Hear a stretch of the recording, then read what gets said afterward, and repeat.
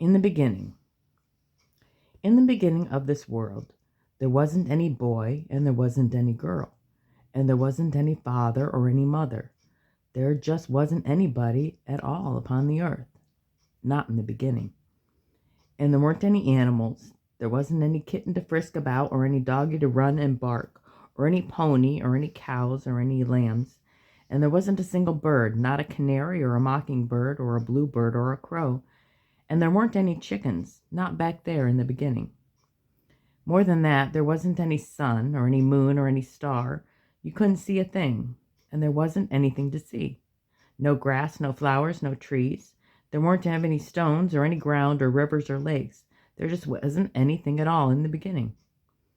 But up in heaven and everywhere there was God. God is the maker of all things, and nobody made God. For God has always been living and always will be living. Of course, we can't understand it, but it's true. From eternity to eternity, there is a God. God made the angels in heaven. Heaven is a wonderful place. It is God's home, more beautiful than you can think. And there are angels there. But the angels went everywhere, wherever God sent them on errands. And God went everywhere. He is everywhere at once. So God came down with his angels to where the world was to be. And that was the beginning. In the beginning, God created the heavens and earth. All was dark, and there wasn't nothing that had any shape. Then God sang because he was happy for what he was going to do, and the angels sang with him. And God spoke. He said, "Let there be light." And suddenly there was light, so that you could see whatever there was to see. But there was nothing to see, only a great lot of water all mixed up. Then God set that water to whirling, so that it made a great ball, which is this earth. While it was turned towards the light, everything was light, and God called that day. But when it was turned away from the light, everything was dark. God called that night.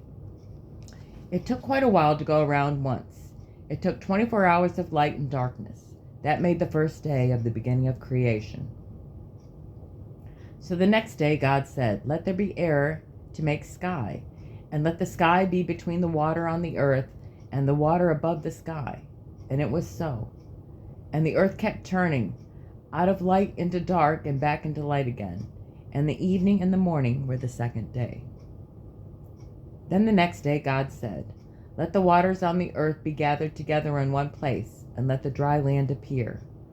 All at once there was dry land, and it rose above the waters. God called the dry land earth, and the waters he called sea. And yet there was nothing on the earth but bare ground. Then God said, "Let the earth bring forth grass, and plants bearing seed, and fruit trees bearing good fruit." All of a sudden the earth was a garden. The grass sprang up, and the plants came up with beautiful flowers on them.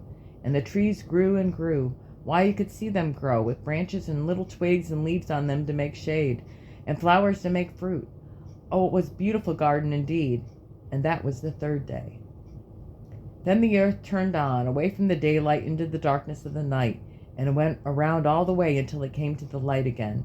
And now God said, "Let there be lights in the heavens, a great light to rule the day, and a lesser light to rule the night, and many, many little lights to sprinkle the sky in the night." Suddenly there was the sun shining in its might, making the lights of day. As the earth rolled around into the night, there was the moon to shed its soft light on the earth. And there were the stars, many, many, many of them, to light up the sky in the night. And the earth rolled around in the sun and the light again, and that was the fourth day. But as yet there were no creatures on all the earth, not a bird or a fish or a four-footed animal.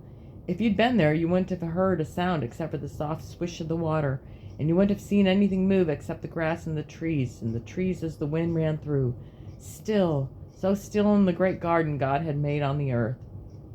Then God said, "Let there be fishes in the sea, let there be creatures in both sea and land, let there be birds in the air." And it was so.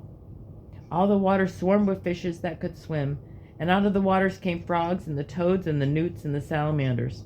And on the land and on the water and in the air came the birds with wings, some that flew low and some that flew middling high, and some that soared away in the blue, blue sky. The fishes swam, and the toads hopped, and the frogs leaped, and the birds flew. So there was motion everywhere. And the little peeping frogs twittered, and the bullfrogs croaked, and the chickens cackled, and the bluebirds and larks and orioles sang, and the eagles whistled away way up in the sky. So there was motion and music everywhere, and that was the 5th day.